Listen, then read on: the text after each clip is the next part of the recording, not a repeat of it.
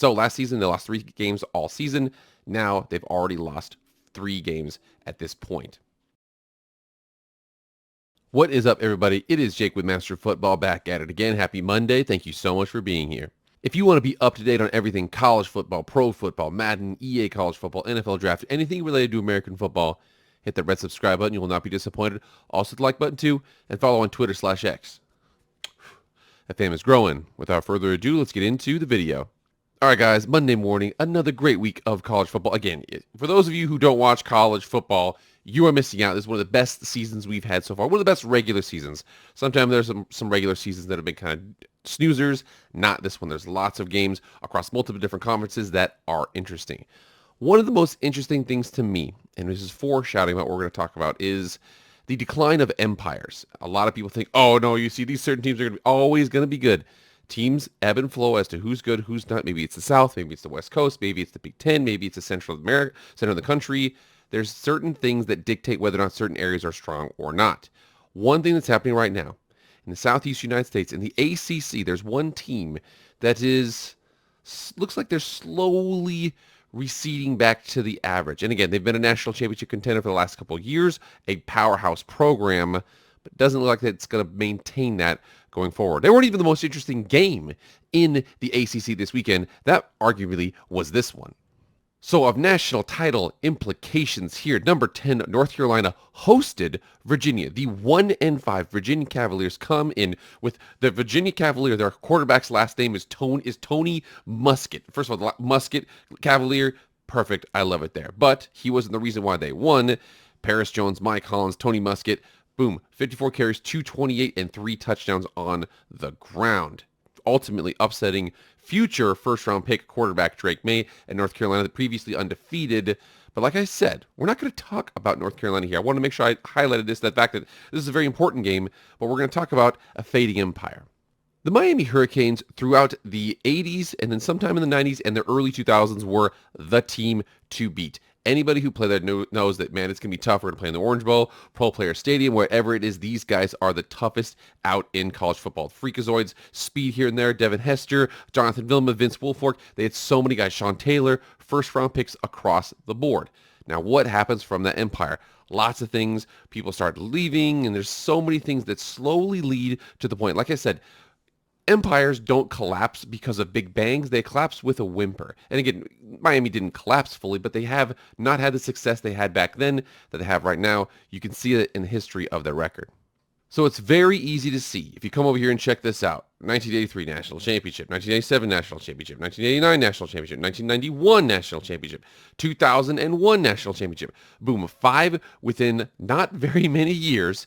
But you check this out. Other than maybe the Butch Davis years where he had an 8-3, 9-3, 5-6, 9-3, 9-4, we come over here and check this out. After Larry Coker was there, 12-0, win the national championship, 12-1 with the highly controversial pass interference penalty against Ohio State in the national championship. Then 11-2, 9-3, 9-3, then 7-6. He leaves, bringing Randy Shavin. 5-7 losing record. Al Golden, one year that was 9-4, but then ultimately ended up 4-3. Mark Richt ended up. Manny Diaz. You just haven't seen the successes, but they've been trying to get back to that national championship contention they've had for that time. Like I said, it was magic here. What is that? That's 3 in 6 years. 3 in 5 years. That's insane. Now, this is before Nick Saban, who's been the best of the best. But like we said, Miami, you saw them back in the day. They were still good. I mean, you could check out a random here. You're 9-4. We got a 9-4, 10-3. We got a 7-6. We got a 9-3. Not bad, but not 12-0, 11-1, 11-1, 10-2, 12-0, 11-1, 10-2, 12-0, 12-1, 11-1. 12-1. I mean, you can see that there's a definite discrepancy between what they were and what they weren't doing. We're seeing it now with the Clemson Tigers. So in a shocking, very low-scoring final in double overtime, remember here, when you get to triple overtime, then you just trade 2-point conversions. So that we're no longer going to get those 85-84 overtime games. But this game, 17-17 heading into overtime, ultimately the Miami Hurricanes were able to pull this out behind the quarterback, Emory Williams. And by the way, think about this. Clemson headed into this game 4-2, lost at Duke week 1, and then they lost to Florida State in that back and forth game. They visit Miami. Again, Miami's a pretty solid team, just coming off of two fresh losses. Lost to Georgia Tech in that thrilling, end there, and then lost to North Carolina. But Miami pulls the victory out without Tyler Van Dyke, their top flight quarterback. They had Emory Williams in there. And the thing that really, like I said, empires end with a whimper, not with a bang. And you can see that because they had to go out here on the road. Obviously, on the road, playing at Miami, it's a difficult place to play. But they started Emory Williams, true freshman, the 2023 class.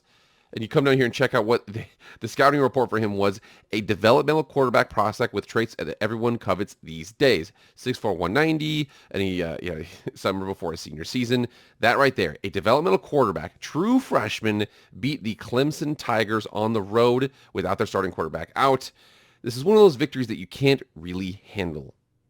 The Clemson Tigers, previously being one of the best powerhouses in college football, have really receded back to, I don't want to say bad. They're not bad. They're 4-3, solid program, but are they the national title contending team they were before, where it was like, oh yeah, we've got Alabama, we've got Georgia, and Clemson's in there too? They're not there at this point. One of the big factors, and we're seeing it right now, it took a year to kind of really show, but one of the big factors behind that is Brent Venables leaving. So head coach Brent Venables of your Oklahoma Sooners. We come down here, we have to remember this here. So checking them out, he was the Clemson defensive coordinator from 2012 to 2021. So right there, 2012 to 2021, the year before he was there. Remember that game, West Virginia playing against West Virginia Clemson in the Orange Bowl where they had 70 points? He gets in there and turns that defense around. You can see it in the reflected in the record of the Clemson Tigers, because what they did before and what they've done after is kind of the same thing. So like we said before, you can see here around 2012, this right here, the 2012 Orange Bowl, which technically was a part of the 2021 or 2011 season, they go 10-4. Brandon Venables gets there, heads the defense. They go 11-2, 11-2, 10-3, 14-1, 14-1 national championship, 12-2, 15-0, 14-1, 10-2, 10-3. Then, boom, he leaves. They go 11-3, still pretty good. This year, they off to a 4-3 start. So last season, they lost 3 games all season. Now, they've already lost 3 games at this point. And for those of you who think it's going to get a lot easier, I'm letting you know right now, this is not that year in the ACC. There's actually some pretty solid teams here. Remember that Notre Dame is a de facto ACC team at this point. At North Carolina State, nobody likes to go play there. They still have to play Notre Dame, Georgia Tech. They have to play North Carolina, and then they have to play at South Carolina, who South Carolina is actually having a down season right now. But they lost that game to them last year. So as much as we say, oh yeah, they've got 3 losses right now, they might end up with more, and they're already got with 1, 2, and 3 ACC losses. They're more than likely locked out of the ACC championship game yet again. And in connection with this, we also see that the dynasties that refuse to change, refuse to adapt, they ultimately get left in the dust. One of the things here with Clemson, now Clemson still recruits very well. We're going to see that here in a second, but defensive coordinator leaves. Offense has kind of been struggling a little bit there. Also, there's certain schematic things and certain tendencies that a program will have that will also, if they don't adjust them with the future, it will hurt them. One of the things we heard about from Nick Saban is he was worried about the transfer portal affecting whether or not he could get and maintain players. He's doing just fine. He'll get top-flight players. He'll get Eli Ricks. He'll get a Jahmyr Gibbs. He's going to do just fine. However, for Dabo Swinney, one thing that we have to remember here is that he is not a big fan of the transfer portal at all. We see right here, and you can see the fact that they lose one game, boom, they already have this ready to go. So this is week 1. They lost the game, and instantly we're talking about his transfer portal stuff, which happened months ago. But the article here says, whenever a result like Duke's win over Clemson happens, there's a rush to put significance and meaning behind the loss, especially in an upset, setting a big-time program. Remember here, a big-time program, Clemson. That's what they said in September. At this point, we're not so sure it's going to maintain that going forward.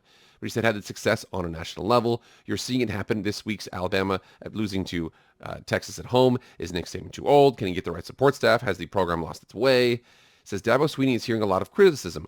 These dynasty sleuths that look for any angle to it that a national title contender is about to fall won't stop sniffing around because of a win over Charleston Southern or even Florida Atlantic this weekend. The biggest critique so far is how Clemson handled, or rather not handled, the transfer portal. He has been known, Dabo Swinney does not get involved in the transfer portal, and ultimately they'll lose players, don't add any, really hurts those recruiting classes. Now let's remember here, okay, they've done a pretty good job with their recruiting classes. This is the class that's going to be entering the school this next season. We see the fact that they're going to have the number 12 player in the country, the number 2 linebacker Sammy Brown, Bryant Wesco, number 21 player in the country, number 96, number 114, number 142, number 157. Still plenty of top 300 players in the country. But we talk about what's going on there. Lost defensive coordinator, a lack of activity in the transfer portal, and the fact that it looks like in the same way with the Pac-12, the rest of the ACC has caught up to Clemson. Where does that put this dynasty for the future? I really like Clemson, but right now, already, last season, they had 3 losses on the year, 11-3. Now they're 4-3, and again, they still got a couple of tough games. Got to play Notre Dame, got to play North Carolina, got to play South Carolina. They've got some hard games coming up. They're already probably locked out of the ACC championship game, but we've said this before. Those dynasties, where they're top of the line for the longest time. I mean, Clemson for a couple years there was the class of college football, even ahead of Alabama. Alabama did not want to play Clemson very much.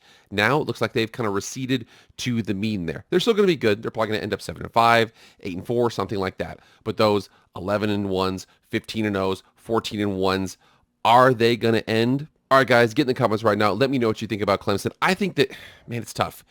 The Brent Venable loss, I think, is one that is going to take a couple years to kind of hit. I think they're going to recruit just fine.